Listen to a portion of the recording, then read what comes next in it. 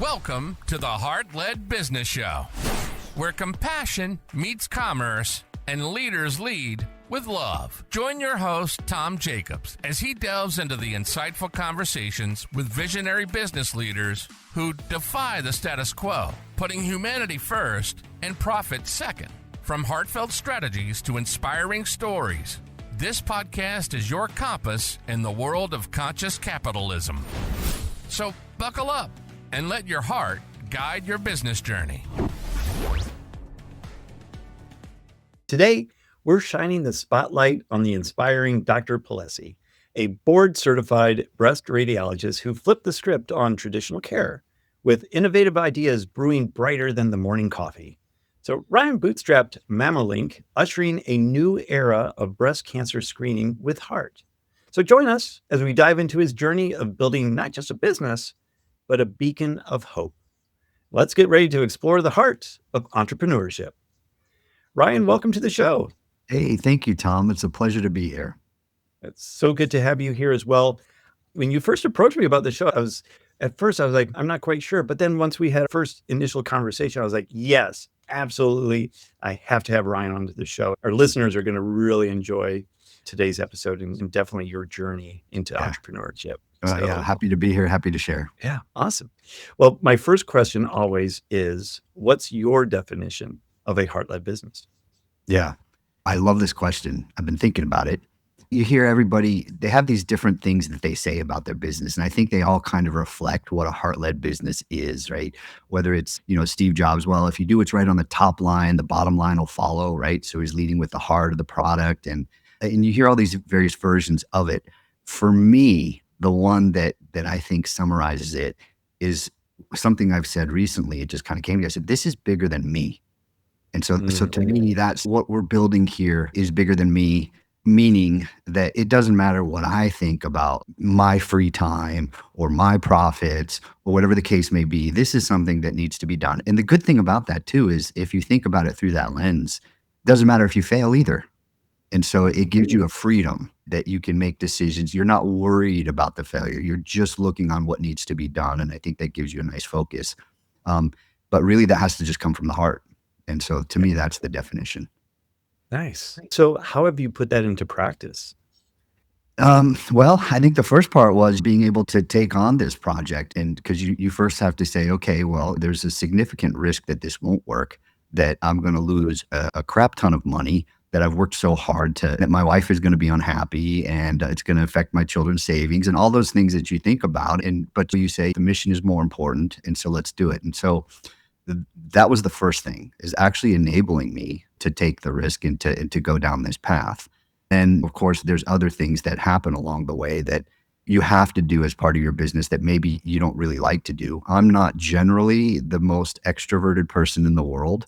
There's parts of this job where it's educating the partners, and there's conferences and things that have to happen. So you have to get up and speak and do things like podcasts. And so even though it maybe isn't my first choice, again, this is bigger than me. So here we are. And I think that helps you have a good center and a good perspective, and it enables you to do all the things that you need to do to eventually be successful. Yeah, definitely. What are the stats that 1 in 10 businesses fail within the first year? Oh, yeah. Like that. So definitely an upward battle. But I think you're right. When you have that passion, when you have that purpose, and you think about the greater good that you're doing with the business, it helps kind of alleviate some of those fears. And sometimes you got to ignore the stats, right? And just go for it. Yeah, exactly. You know what? It doesn't matter. This needs to be done. And most of the time you think you can do it, but you're always aware of that super present risk. And so, it does. It frees you up completely. Yeah, that's awesome. So tell us a little bit about the business, first of all, and then your journey into the business. Yeah. So, well, we are, the outward appearance is that we're a mobile mammogram company, which I think is a disservice to what we're actually doing. We're a patient-centric company first, and the mobile is an extension of that. So essentially, being from the traditional healthcare system, what I was dealing with day in and day out was a system that says, we're the center. You come to us, you do everything that we say you need to do. And if you do it right, we'll take care of you. And if you don't, you're non-compliant, you're a bad patient, Why didn't you do this? And something about it rubbed me the wrong way, especially because my specialty is breast cancer screening, which is supposed to be, you want people to come, you want to make it easy. And so there was this huge conflict, and it was obvious to me. And eventually I got to the point where it's something I've always wanted to do, but you can't just jump in and do it if you don't have the money, you don't have the experience, you don't have the time. So finally I reached the point where I was like, okay, this is possible, and now's the time, and we should do it. Took the risk. Everything was bootstrapped. So of course, you tap into your savings, and, you have those moments of, oh my God, what have I just done? But, you just keep trudging forward day after day, and eventually try to build what it is that you think should have been built originally. And so that's what we've been trying to do. One by one, put the pieces together, look at this basically from the patient point of view. If I was a patient, what would I want? I'd want it easy. I wouldn't want to have somebody say, well, we can't see you for 3 weeks, or somebody to tell me, well, do you have a script? Well, no, then why are you calling us? Call back later when you do. Or, oh, you don't have your medical records? Well, you go pick them up. Or, whatever the case may be. I call the traditional system, there's a better term out there, but I've always just labeled it the pushback system, because I feel like that's what it is to patients. So we're trying to do the opposite of that. That's in a nutshell. So at the core of it, the delivery mechanism is mobile mammogram screening. Correct. Yeah. I mean, we're just launching our first brick and mortar. And the purpose of that is the continuity of care. So the mobile screening solves a lot of things, but then what happens when the patient does have cancer? Well, now they've got to see a surgeon. So we're having that transition where we have a unit which is in conjunction with a really good breast surgeon in the area. So then they have that. What's the next step? It's quick, it's easy. And so we've solved that problem. But the original and the largest problem that we saw was just on the screening side. And the mobile really solved a big piece of that, at least the geographic piece. And how long has the business been open? So we're just about to enter our third year.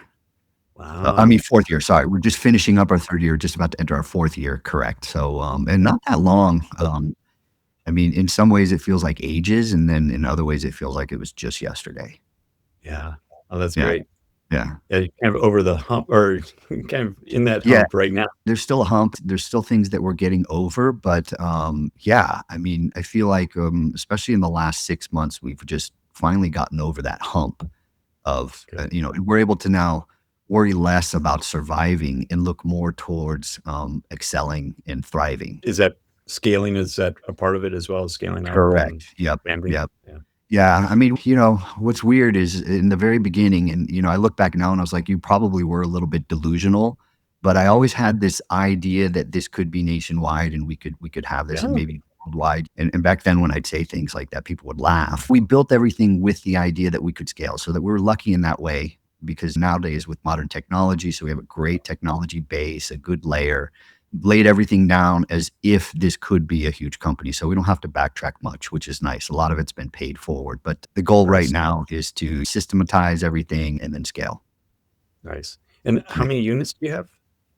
5. We're purchasing our 6th this week, maybe our 7th next week.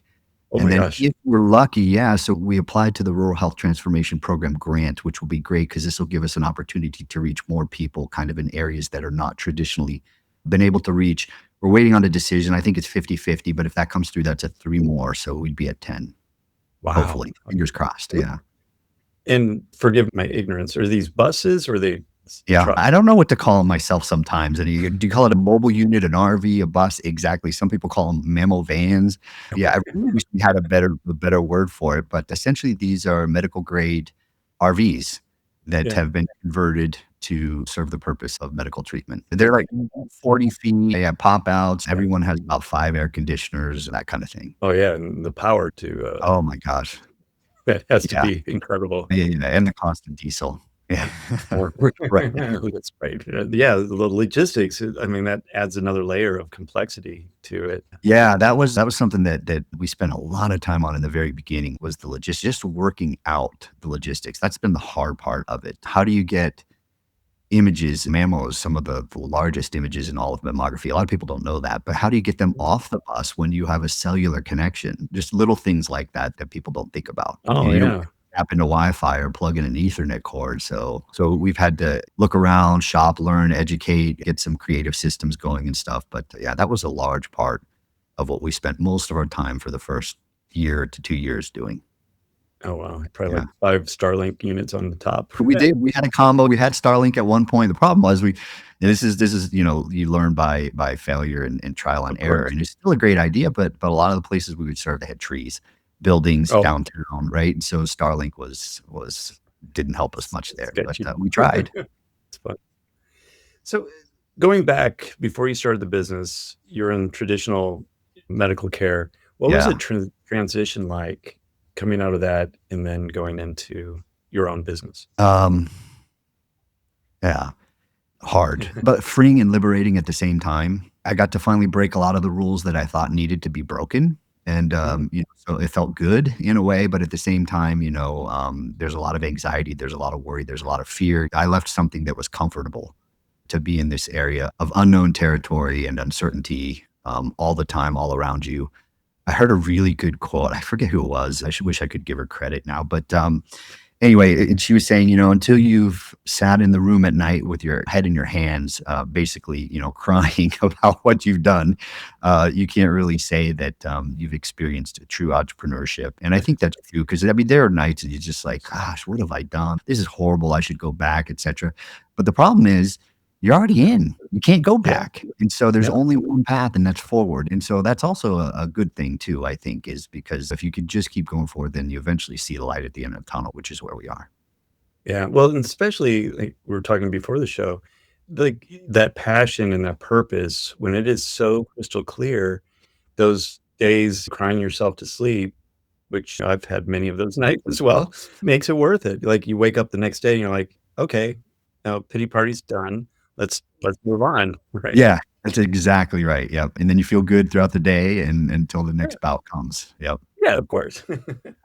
Tell me, how long of a transition did you give yourself, or a runway did you give yourself from, obviously you had the idea to build the business while you were still Yeah. employed. So how long did it take to Yeah. finally start? Yeah, I wasn't very sophisticated in terms of planning. It was kind of fly by the seat of your pants thing. Took it just 1 month at a time. And I said, well, however long it takes is how long it takes, as long as we're making forward progress every day. And so I guess that in one way was probably pretty good because I didn't put any significant expectations on myself to say, we haven't reached the milestone. This is failure. For us, that's essentially what it was. And really it was just, it started off as a very small idea, which was just make it better for the patients. One bus, make it better for the patients, do what we can do. And then as, it progressed, we saw, okay, other opportunities, this could be this, a little bit bigger in terms of our reach, and we can do more here. And so then it just kind of grew out of that. And I still think that that's kind of the process that's happening right now. Every day there's something new. Oh my God, we could do this. Yeah. I actually have to slow down the ideas because the staff is like, stop, you're overwhelming us. And that's a really good indication that you need a good COO to kind of operate for you. Because I'm the same way. Like my staff just gets like, okay, like, is this important? Or now they've gotten to the point where like, okay, so you're just brainstorming right now, right? Right. Yeah. Of course I'm brainstorming. Like, Yeah. I don't want you to do this right now. Why wouldn't we do it? Like, but we should Yeah. do this and this. And they're like, It's torture though to keep it inside, isn't it? Because you have and you just want to go and act on it. And so I've had to dial that back in just so I don't create confusion with them. And Yes. it's terrible. So I have to have an outlet. So I'll put it on a list or I'll write it down so it's just a growing list. And I try not to overwhelm them, but it's hard not to. like an entrepreneurial group that understand what you're going through so that you can just pick up the phone and say, dude, this is going on in my business right now. What do you think I should do? Yeah, and that's a really good point. Yeah. And I think that's why Instagram Reels now, like, right, all the startups and the people talking about their struggles and everything, it's therapy for me, 30 minutes at night, just listening to founders stories and stuff. It's refreshing. Oh, okay, I'm not alone. Yeah. The doom scroll of founders. Yeah. Doom. Yeah. And they found me. Yeah. That's great. So how long did it take you to transition? I consider now I'm still transitioning, so every day, but I kept one foot in, all right, in terms Smart. of making sure I had the income. Yeah. A lot of people say burn the boats so you don't have a choice. I don't think that's the right thing to do. And had I done that, we probably would have failed because I needed the income from what I was doing. And that was hard too, because you're working in one and doing another, and there's competing interests, and even people that know what you're doing, they're like, wait, you're working here and now you're competing against us, and raised a whole nother level of issues. But I was lucky enough to be able to navigate that and keep one foot in, and I still have one foot in there. And so I still have another source of income, which is in the traditional reading, just to make sure that, God forbid, there's any kind of difficulty, diesel prices go any higher, something happens. You just never know. It's a responsibility now because I got people that depend on us, right, to pay their bills and for their kids and everything else. And so I want to make sure that that's always there for them. Yeah, no, that's smart. So I was in corporate for 10 years, 12 years. And when I transitioned out, I took a good year to do that transition, and was like you, one foot in in both, and long days. Yeah, it's a real thing. Yeah, that's the more what I consider more responsible, because Mm. if you go out and you don't have the backing, or you're bootstrapping things, Mhm. that stress of not knowing where your next paycheck is going to come from, Yeah. or that next deal, that can make you make bad decisions. Yeah. Yeah. Very good How point. Very good how do you point. navigate that when things like that happen, like in terms of decision making when it's under stress? Yeah, that actually comes up a lot, especially the financial decisions that need to be made. I don't think there's any easy way to do it. Um, you know, uh, and I think having a good center and a good focus on what you know needs to be done, and you just have to have a lot of faith, and you have to be willing to take the risk and just suck it up and go for it. And that's what we do. And then you just hope that down the road it's less risk and less worry each time. And Yeah. slowly we're getting there, because the bigger you get, the more opportunities you have for a pedal of support to be knocked out from under you and still survive. So it's more work and it's more complicated, but at the same time, it gives you that stability. And honestly, the work isn't the hard part. It's the worry, the anxiety, the knowing, that the uncertainty, that for me, Uncertainty. it's the hard part. Yeah. Yeah, well, for most people, I think, is that uncertainty. And I think that's what drives a lot of entrepreneurs, is that uncertainty. It takes its toll at the same time. It So, does. It does. yeah. Yeah. My hair is a lot whiter than it used to be. Went quick. Yes. Yeah, exactly. Yeah. I mean, I think there's a reason why you see presidents, they look really good and they get in the presidency, and 2 years later, they're completely gray. Oh, yeah. They're not Crazy. colorable. Yeah. Yeah, exactly. Cool. So when you're going through and you're 3 years into it, what are Mhm. the big plans then that keep you driving towards your ultimate goals? And what's driving you there? Yeah, I think about it less and less because it's just kinda taken over, but it's still that mission, it's still the belief that this can be, really big and transformative now. That's kind of I've stepped back a lot, and now I'm looking at this more globally, in terms of, well, we could actually have the opportunity to change the system. So now I'm thinking in terms of lives, right? Yeah. And so I guess it's debatable, 35 million women a year don't get screened annually. 40,000 women a year still dying of a disease that is largely preventable with good screening. So there's a long way to go. And so I'm thinking about those numbers now, and I'm thinking about how this could actually really significantly cut down on that if we can do it. So that's what's keeping me motivated at this point. Nice. That is 30 million do not Yeah. get screened. Isn't that crazy? Yeah. Over 300 million, but it's a lot. Yeah. I mean, some 1%. studies estimate here's the thing, it's misleading. If you go to the government studies, they're going to show you that the compliance is like 80, 90%, but they're looking at a 27-month compliance rate. And, that's Wow. not enough to say annual screening. So a lot of them are just getting into the 27th month just to Yeah. make the measure to get the reimbursement and the subsidies from the government. Okay. Yeah. So they're counting the 27 months as an annual goal. Yeah. It's, how it is. Yeah, exactly. Awesome. So what's next for you in terms of the growth of the business? Hopefully, another state. That's our next one. And hopefully, if the bus comes through like we're thinking in the next week or two, then that'll be our first move into another state. Yeah, I think we've proven everything works in Florida. So now we get to test other areas. So we're going to find places that are favorable. You get a foothold. The concept is to seed. So find a few big cities around that we can actually plant this and then reproduce the model. Yeah. Yeah. Yeah. Does the licensure, does that cause any type of complication? Licensure in every state for the physicians that read for you. So I'll have to, there's not, well, there is, but it's not really universal or widely accepted yet. A system where if you're a licensed physician in Florida, you can work in other states. It's not really that well accepted yet. So generally that, and then also too, you got to get brand new insurance contracts everywhere you go, every state. So, and that's the big one. That's the biggest one. Because in some states they're closed, and if they're closed, you don't. We struggled with that in Florida. They were closed for some of them for we were trying to get insurance contracts for like 5 years. Yeah, horrible. The last couple was a letter to the board and a lobbyist in the capital here in Florida. So yeah, I mean that's the kind of effort it took to finally get in. Wow. Yeah, it'll be a big deal, big pain in the butt, but you would think, but these are insurance companies. They would want more access so that later down the road, they're not paying them $1 million for cancer treatment.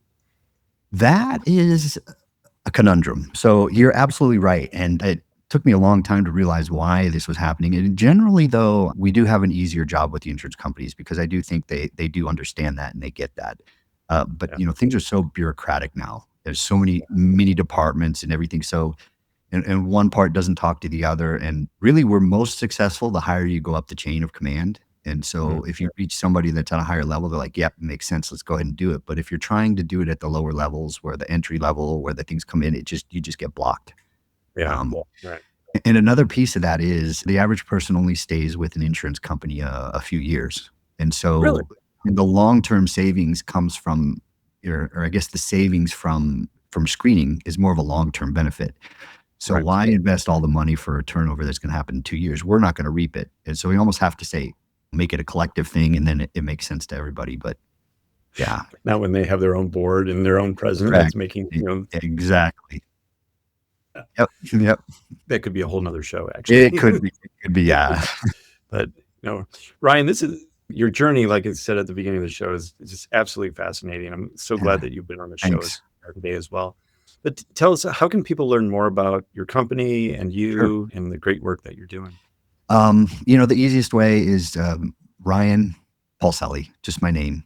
I'm on social media now, LinkedIn, Instagram, Facebook, or memolink.com. It's easy, just one word, which is our company's name. And from there, you'll see plenty of opportunities to connect, email, whatever the case may be. I think my phone number is out there somewhere. Okay, yeah, probably. Yeah. Awesome. I'll put all that in the show notes as well so people can get a hold of you and click away and look at the website. Yeah. And if they need some help, they can contact. That's awesome. Yeah. Thank you, Tom. Thank you so much for being on the show and sharing your journey and your transformation. I really do appreciate it. Yeah, this has been great, Tom. Thank you so much. Awesome. Thank you. And thank you, show listeners, for tuning in today. We really do appreciate you. And make sure you're checking out everything that Ryan's doing. We're going to put all that down into the show notes and all the links and all that good stuff. So make sure you're checking that out. And if you could do a solid for us here at the show, if you could just give the show a good rating and review, I'd really appreciate that. Just help spread the word about more entrepreneurs that are putting heart into their business. And we definitely need more of that in this world today. So until next time, lead with your heart. You've been listening to the Heart-Led Business Show, hosted by Tom Jacobs. Join us next time for another inspiring journey into the heart of business.